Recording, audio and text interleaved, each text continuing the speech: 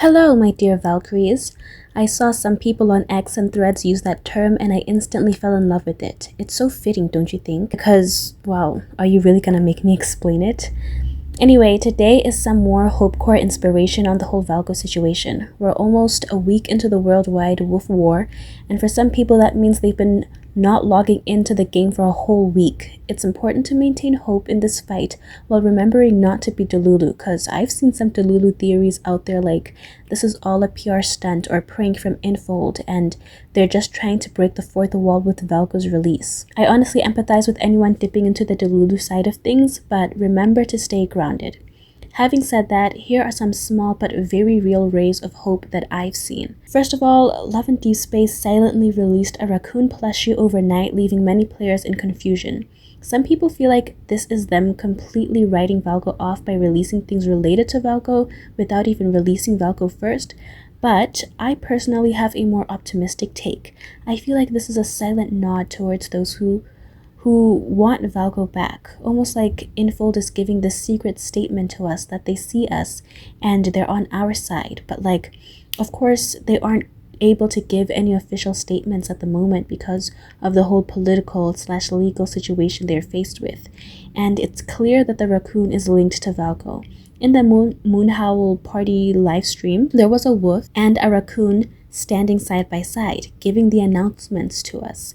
Not only that, but the description below the raccoon plushie is the same as the description from that one Valko card where it talks about enjoying a night of popular movies. Maybe I'm being delulu by reading this as a silent nod of solidarity and a hint that they'll be bringing the wolf back.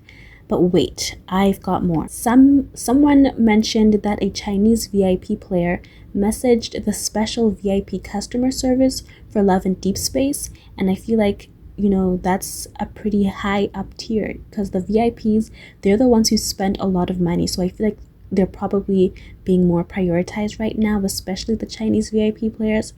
But yeah, so this Chinese VIP player asked the staff member to send an emoji if there was any hope at all of Valko's return, and to send nothing at all if there was absolutely zero chance of Valko coming back.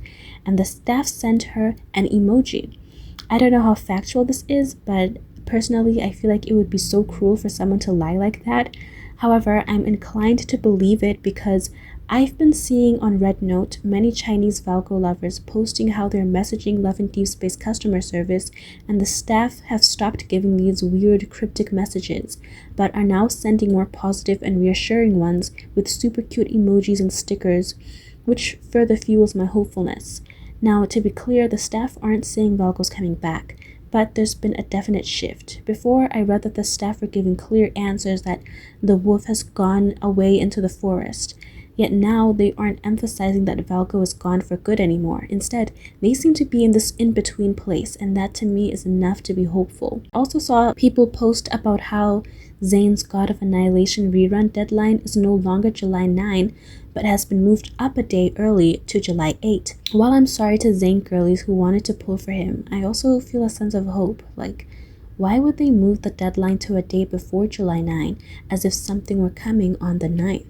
It's just a day's difference. Would it really matter if the rerun ended on the 8th or 9th in terms of like technicality? Matter of fact, if they were hell-bent on removing Valko, wouldn't it benefit them to continue the rerun to the 9th? That way, Zayn girlies who really want his myth might be more tempted to log in on that day when pretty much everyone else will be boycotting due to it being Valko's scheduled release day. This is another thing that feels like a small little move that speaks volumes. A hint, an action of solidarity.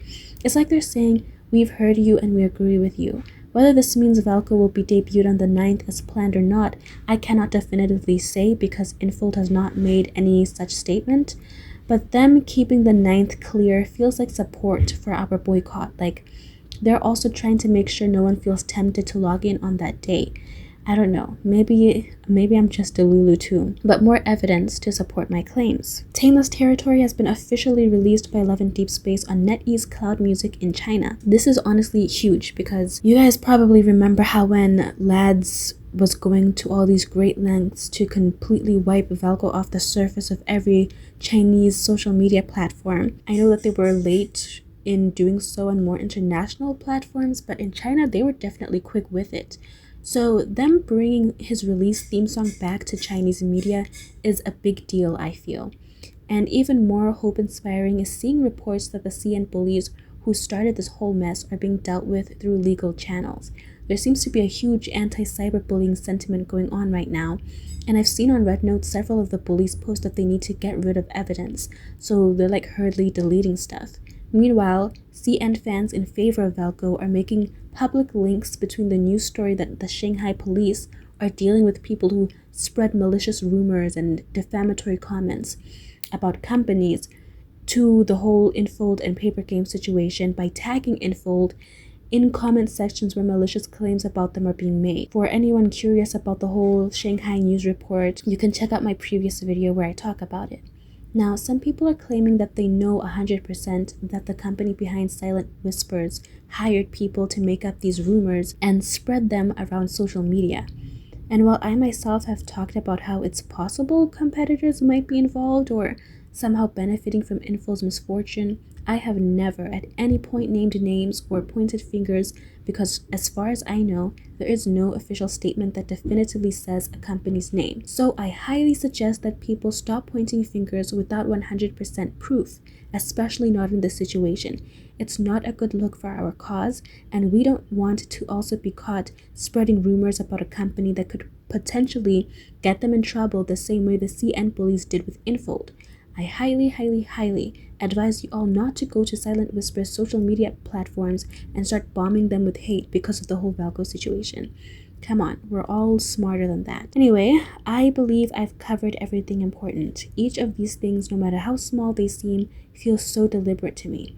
Again, maybe I'm going crazy and I'm reading too much into things, but let's hope for the best and keep on fighting for Valko.